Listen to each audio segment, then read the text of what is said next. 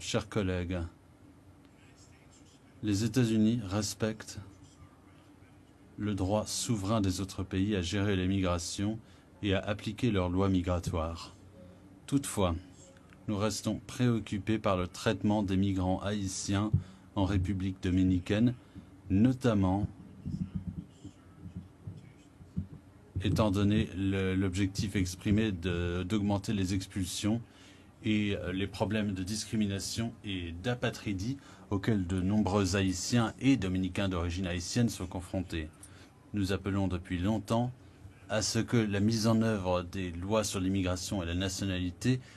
se déroule d'une manière qui respecte les droits de la personne et la procédure régulière conformément aux obligations juridiques nationales et internationales.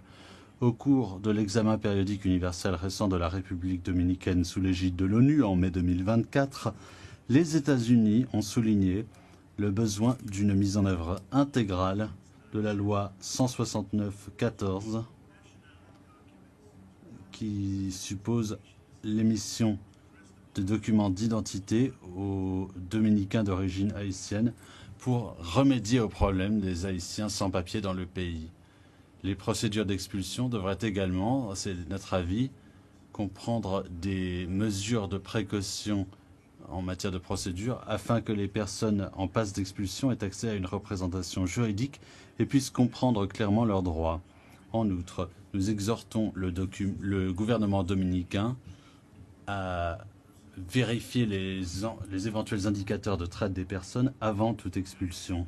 Les États-Unis sont pleinement favorables au dialogue et à la coopération entre la République dominicaine et Haïti,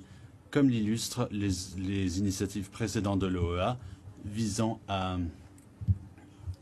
faciliter le dialogue sur les questions des ressources hydriques partagées aux frontières. Il faut absolument une bonne gestion des migrations en accordant la priorité à la protection et à la dignité des individus, particulièrement les femmes et les enfants qui font partie des personnes les plus vulnérables à l'exploitation et aux différentes violences. Ma délégation encourage la République dominicaine à continuer à œuvrer avec les partenaires de la région et les organisations internationales, y compris la Commission interaméricaine des droits de l'homme, la CARICOM et l'OEA, afin de répondre aux préoccupations existantes en matière de droits de la personne. Nous sommes prêts à améliorer les efforts visant à améliorer les processus de documentation au bénéfice des populations vulnérables et à promouvoir une gestion humaine des migrations. À ce titre, Monsieur le Président, nous saluons les efforts